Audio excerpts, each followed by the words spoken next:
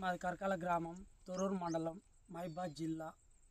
మేము వ్యవసాయం మీద చాలా వరకు పెట్టుబడి పెట్టి పంటలు ఎండిపోతున్నాయి. మాకు దాన్ని బయ్యన్న వాగు, ఏటి వాగు ద్వారా మేము నీళ్ళని ఆసరాగా చేసుకొని 8 ఎకరాల పంట పొలం సాగు చేయడం జరిగింది. మాకు ఈ నీళ్ళు లేని పరిస్థితుల్లో మేము ఏం కావాలనే ఉద్దేశంతో ఈ బాధపడుతున్నాం. మాకు దయచేసి స్థానికటువంటి ఎమ్మెల్యే గారు శశిధర్ రెడ్డి గారు కూడా స్పందించి మా కరకాల గ్రామ రైతులు కాకుండా పక్క గ్రామ రైతులతో సహా కూడా అందరూ బాధపడుతున్నారు. కావున మా యందు దయ ఉంచి ప్రభుత్వం మేల్కొని మాకు నీళ్ళు ఇప్పించే మార్గం ఏర్పాటు చేయాలని మేము అందరినీ కూడా కోరుకుంటున్నాం. మాతో రైతులు కూడా చెప్పుకోలేక ఎవరు చెప్తే ఎవరు మేల్కొంటారనే ఉద్దేశంలో కూడా తెలియనటువంటి పరిస్థితుల్లో కూడా ఉన్నారు. కాబట్టి మాకు ఏదో రకంగా మాకు ఈ విధంగా తోచింది కాబట్టి మేము ప్రభుత్వానికి తెలియజేస్తున్నాం.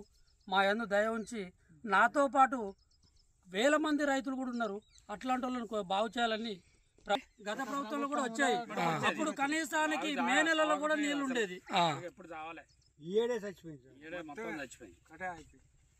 తాగలే సార్, ఇంతవరకు తాగాలి మంచిగా పంటలు అన్నీ. ఇప్పుడు ఇదే ఈ ఏరియాలో ఇప్పుడు ఈ మనం నిలబడ్డ పరిధిలో 60-70 ఎకరాల దాకా ఎండిపోయే సూచన ఎండిపోతుంది మొత్తం ఏం లేకుండా.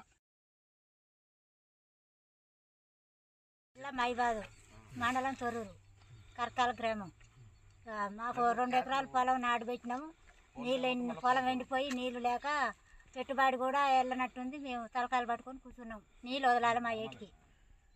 బయ్యన్న వాగు నీళ్ళు వదలగలరు.